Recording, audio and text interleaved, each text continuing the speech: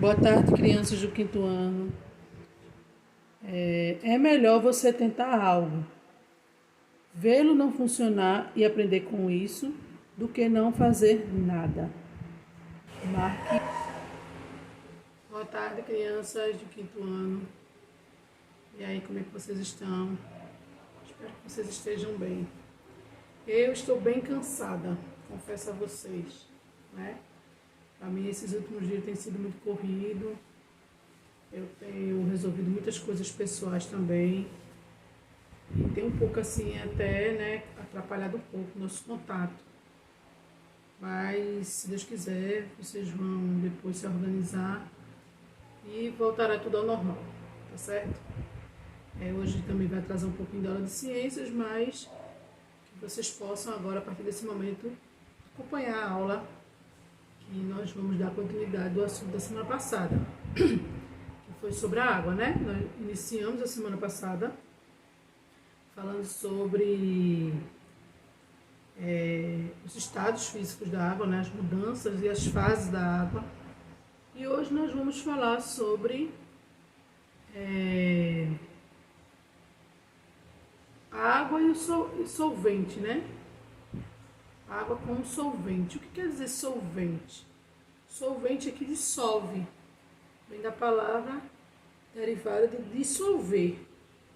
Então, muitas substâncias são dissolvidas com água. Então, hoje a gente vai ver, né, algumas experiências aqui. Vocês têm no livro de vocês a partir da página 8, no Manual do Aluno. E já começa aí mostrando uma experiência de solvente, da água como solvente. Então, diz assim: a água como solvente. Como estava muito calor, Caraipapa resolveu fazer um suco para todos beberem. Vejam como ele preparou a bebida. Né? Então ele pegou o pó, né? Que suco que a gente chama normal. Colocou em uma jarra de água e esse pó dissolveu e formou um refresco, né? Um suco. Então, isso foi o que houve, né? E o pó contido lá na envelopezinha, ela dissolveu e virou um refresco. Na segunda opção diz assim: que outras bebidas podem preparar dessa mesma maneira? Aí tem achocolatados, né? Você pode pegar a água, colocar o leite, né? Já está dissolvendo o leite em pó, ou até mesmo leite líquido, e colocar o pó achocolatado, e aí ele vira um achocolatado. Vitaminas, sucos, né? Se a gente colocar uma fruta mais água, eu vou obter um suco de fruta, né? Então isso aí é só pra gente ter ideia de como tá tão assim comum em nossa vida a água como solvente. Aí vem, né, a explicação na página 9, que diz assim: a água é conhecida como solvente universal, devido à sua abundância no planeta, a capacidade de dissolver diversos solutos. Aí nós temos aí um glossário ao lado, né? Caraipapa explicou aos meninos que, por meio da indústria, muitos produtos são fabricados utilizando a água como solvente. Tintas, álcool, álcool doméstico, né? Sucos e etc. Esses produtos são soluções, ou seja, um soluto dissolvido em um solvente. A água, agindo como solvente, realiza a solvatação do soluto, fazendo com que seja dissolvido e, dessa forma, a água incorpora gosto, cor, consistência e outras características do soluto. Veja o esquema. Então, aí na página 9, né? Tem aí o sal. Neste caso, o soluto é a água foi o solvente, né? Aí tem aí moléculas de suco em pó, né? Que pegando a molécula lá daquele suco. E a molécula de água, que é essa parte azulzinha aí das bolinhas. Aí vem a pergunta. Como estão as moléculas do soluto antes e depois da solvatação? Então, vocês vejam aí, observem bem, né? Que nós temos aí 3 tipos de bolinhas, de cores, né? Nós temos as bolinhas verdes, as lilás e as azulzinhas. Então, antes, as moléculas estão juntas. Observem que essas lilás e essas verdinhas, antes de colocar a água, elas estão juntas. E depois separadas e rodeadas pelo solvente. Então, à medida que vai se dissolvendo lá junto com a água, as moléculas lilás e verdinhas, elas vão se separando, ou seja, se dissolvendo. Quarto, em quais outras situações do dia a dia ocorre o processo de solvatação? Ocorre no processo de fazer achocolatado, gelatina, sopa em pó, café solúvel, entre outros, né? Então, observe que dessa mesma forma que mostrou aí o esquema, acontece também quando a gente coloca o achocolatado. Tá lá as moléculas juntas e quando adiciona a água, elas vão e se dissolvem, se separam. Na página 10, nós temos aí o ciclo hidrológico, né?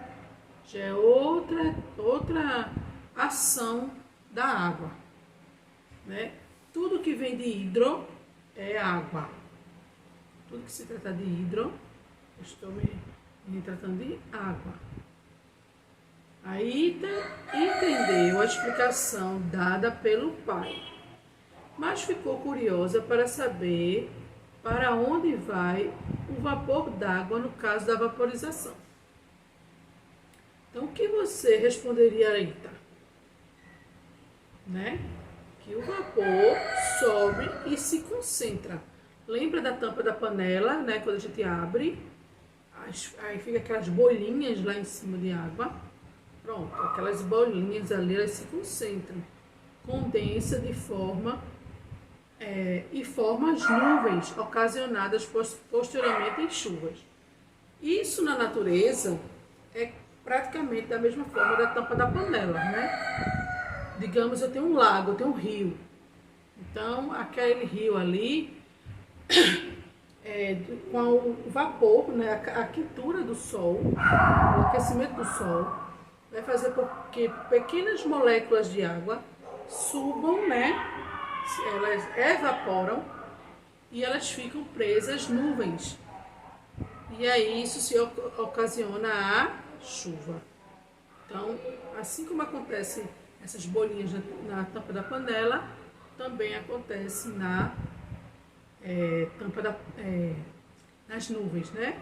Onde formam essas chuvas. Então, esse ciclo aí é constante. Por quê? Porque as moléculas sobem, quando as nuvens estão pesadas, elas devolvem para a natureza em forma de chuva. Aí ela acumula em algum lugar, depois novamente ela é aquecida e sobe em forma de vapor, e assim existe esse ciclo, por isso que chama o ciclo.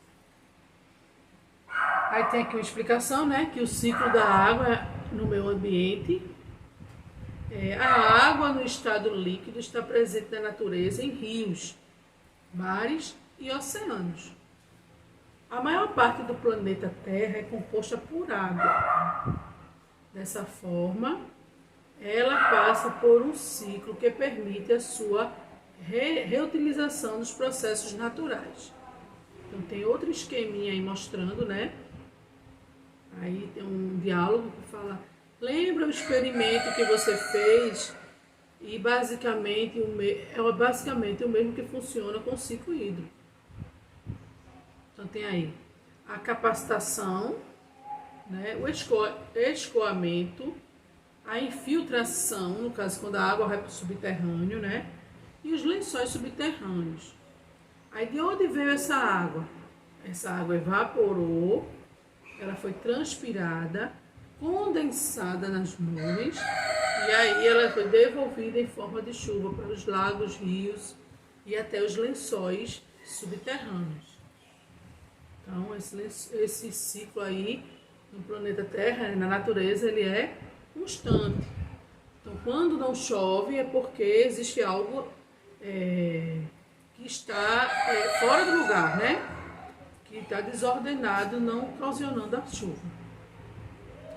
As águas de rios, lagos e oceanos, que sofrem evaporação, assim como o vapor liberado pela transpiração dos seres vivos, acabam subindo pela atmosfera até determinada altura, onde se encontram e se formam as nuvens. Nelas, o vapor se condensa e cai de forma de chuva, que é a precipitação, escoando até o nível do mar ou se infiltrando no solo para formar lençóis subterrâneos. Então, existem duas formas de acúmulo dessa água. Ou elas ficam na superfície, né, em forma de rios e lagos, ou elas vão para... elas são sugadas, né, elas entram nos lençóis de água e aí formam os lençóis subterrâneos. O ciclo hídrico é importante para a manutenção do ecossistema, né? É importante que haja esse sistema aí, atuando, por exemplo, na manutenção da energia pela cadeia alimentar, uma vez que os seres produtores dependem da água para realizar a fotossíntese. Então, toda transformação, ela também depende da fotossíntese, ela depende da água, ela depende do ciclo da água. Então, quando se fala assim que a seca, né, do sertão castiga, porque já existe um outro meio, né, que leva essa água para os lugares. Essas nuvens são levadas pelo vento e, dependendo do peso da nuvem, essa água pode cair em forma de chuva ou ela pode ser levada a um determinado local. Por isso que tem locais que chovem e outros não, né? Então, segundo cientistas, né, pesquisadores, essas nuvens, elas batem algumas barreiras, por exemplo, de montanhas, de árvores, né?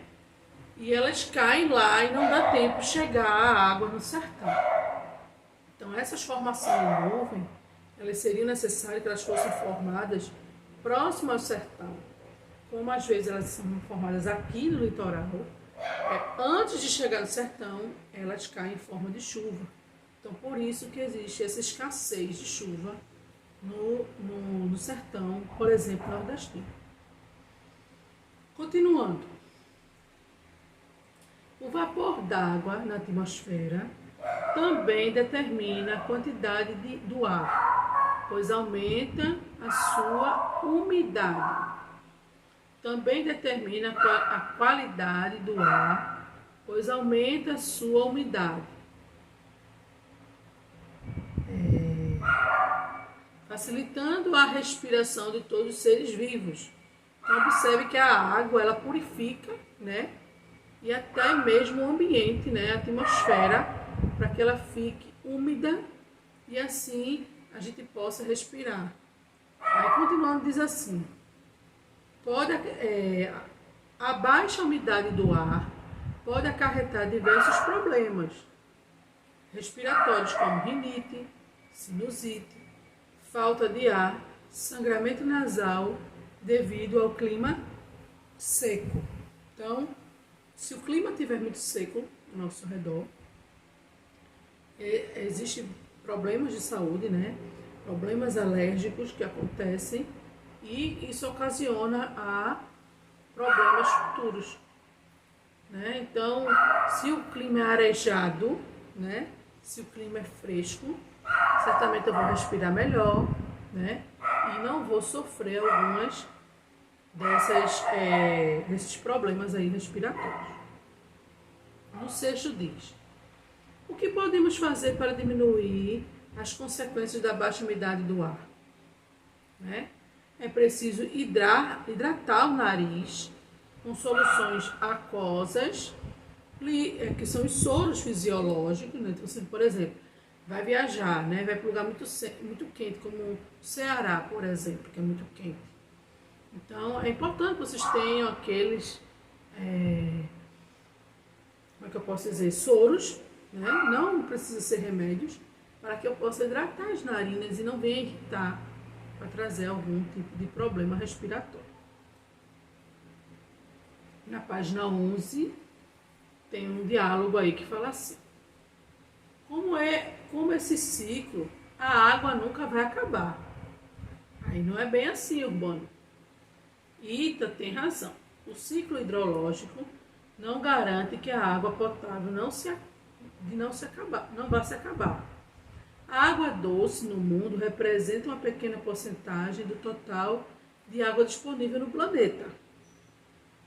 Segundo a Agência Nacional das Águas, né, a ANA, há apenas uma pequena parcela de água potável no mundo. Então, digamos que a representação de água no mundo não seja toda ela potável, né? Digamos não, é isso. A maior parte das águas que tem no mundo, a maior parte, como eu disse no início, né? Que a maior parte da água da Terra é composta de água, beleza. Mas essa água, a maior parte dela é salgada, né? Se encontra nos mares e oceanos. E também tem as geleiras, né? Que elas derretem e podem virar água. Então, a pequena parte, 3% só, é que ela é potável, ou seja, água doce. Água própria para lavar, para beber, para cozinhar. Então, a água, agora existem mecanismos que dessalinam essa água. Que pega essa água, coloca em uma máquina e tira o sal, mas não é a mesma coisa. Ela não fica o mesmo sabor. Então, continuando, diz assim: o resto,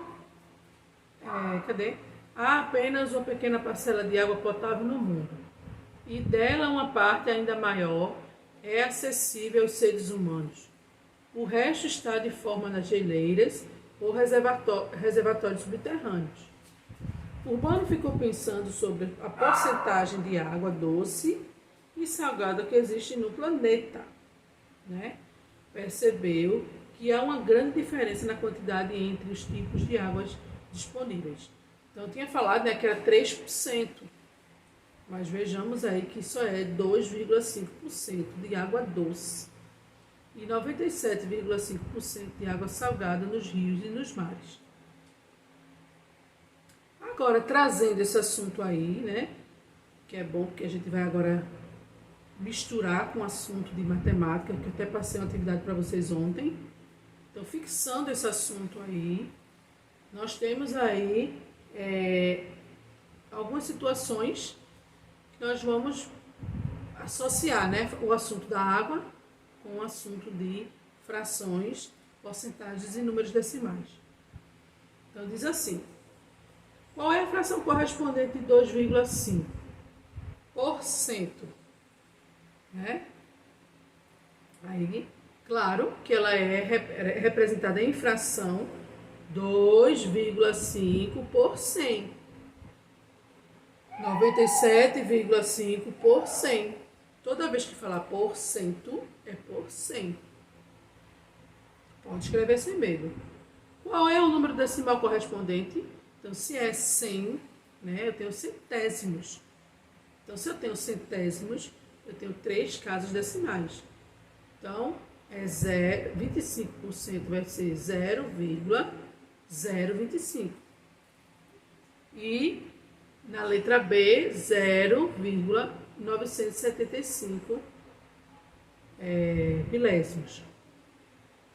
Centésimos, desculpa. Terceiro, observe essa proporção. Podemos afirmar que a água doce não está disponível em grande quantidade no planeta. Sabendo disso, quais cuidados temos que ter para conservá-la? Então, é aquilo que a gente vê sempre, né? Economizar água na hora de escovar os dentes, na hora de tomar banho, né? Fechar sempre a torneira, para que evite o desperdício, para que essa água não venha acabar. A água potável, esse 2,5% que é tão pouquinho da capacidade. Aqui no quarto vocês vão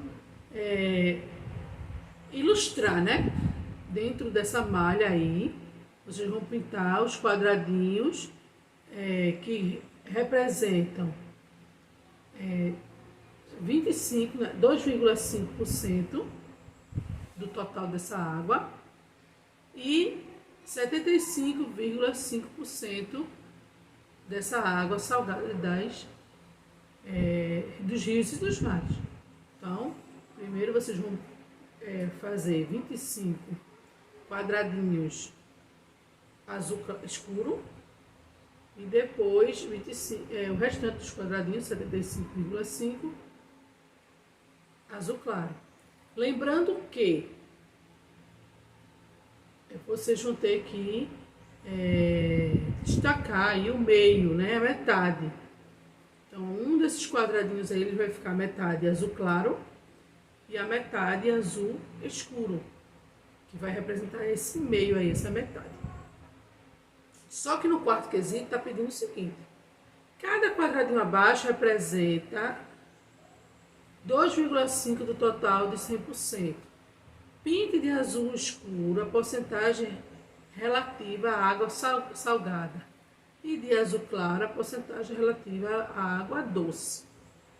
Então, vocês vão ter que, sabendo que cada quadradinho abaixo representa 2,5% do total do total da água, né? Vocês devem pintar somente os quadradinhos de azul claro e o resto de azul escuro. Então, só vai ficar aí, no caso, um quadradinho. Porque se cada quadradinho representa 2,5, somente um é que vai ser pintado de azul escuro. E os demais serão pintados de azul claro. Quinto e último, né? Compare a relação entre a quantidade de água doce e a quantidade que você pintou na atividade anterior. Na sua opinião, o ciclo hidrológico muda essa proporção? Por quê? Né? Não, né? Ela não muda, pois as mudanças do estado físico atuam atuam sobre a água doce e salgada, não havendo motivos para que se altere essa produção. Então agora, né, que nós finalizamos a página 12, esse assunto de hidrelétrica vai para a próxima aula, as hidrelétricas, né, que a gente vai ver que a água também é transformada em energia. Aí vocês vão agora pegar o caderno do aluno, né, e à medida que eu for explicando, eu já vou dando a resposta para vocês fazerem essa correção, para não acumular depois as atividades para corrigir, tá certo? Então, vamos lá. Nós temos aí na página... Então, somente aí a página 5 do caderno do aluno, vocês vão responder aí, né? Na imagem abaixo, indique o soluto, o solvente e a solução.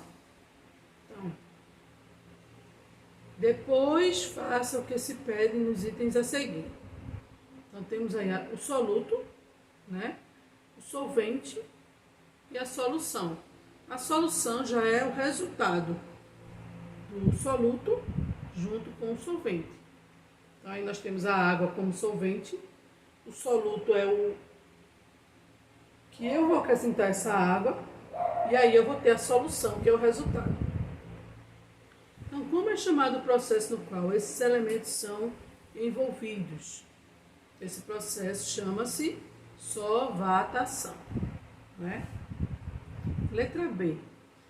O que é cada um dos elementos envolvido. Então, soluto é a espécie química, né?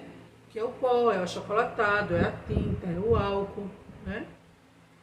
O solvente é o que age sobre o soluto, que no caso é a água.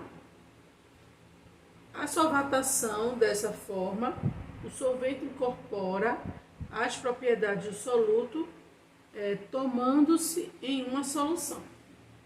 Então, à medida que eu pego o soluto, coloco junto com o solvente, misturando, eu tenho uma solução. Então, essa letra B aí é explicando o que o esquema, né, mostrou. Como ocorre esse processo? Quando, aí você vai explicar agora, né?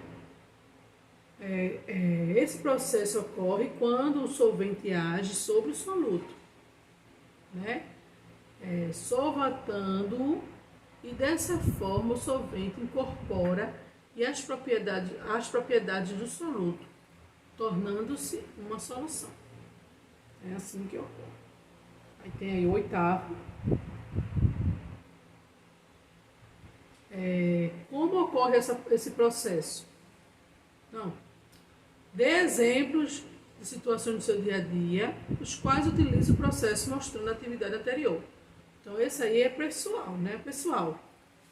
Você pode falar que você, em casa, o suco em pó você coloca lá no solvente, né? Na água e faz o suco, o achocolatado, né?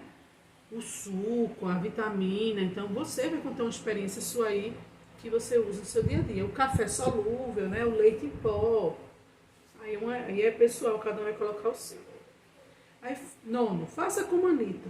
Escreva um pequeno texto sobre o ciclo da água, mencionando os processos de mudança do estado em que você estudou neste capítulo. Então, condensação e vaporização. Então, você vai fazer uma pequena explicaçãozinha aí, também com suas palavras. Tem no livro, né? Tem no manual do aluno. Você pode até olhar por lá e tentar fazer com suas palavras, dando uma simples aí explicação. Tá certo? Então, por hoje é só. Eu estou deixando para vocês aí somente um quesito do caderno do aluno, um quesito não, uma página, e depois se dá continuidade do assunto, tá certo, gente? Muito obrigada pela compreensão, né? Eu estou me organizando para poder deixar com a próxima professora vocês, como eu já tinha falado, de segunda-feira. Eu vou estar me afastando, né? Vou estar de licença maternidade, e eu espero que vocês estejam bem. Então, tudo eu vou organizar, tudo que eu vou ter que deixar pronto, tudo que eu vou deixar para outra professora, na sexta-feira na live eu vou explicar melhor a vocês. Então não se esqueçam da nossa live de sexta-feira, tá bom? E amanhã teremos aula de história, onde estaremos falando sobre o Dia da Independência do Brasil, da segunda-feira, que vai ser nosso assunto de amanhã, tá certo? Então fiquem com Deus e até amanhã, se Deus quiser. Beijo.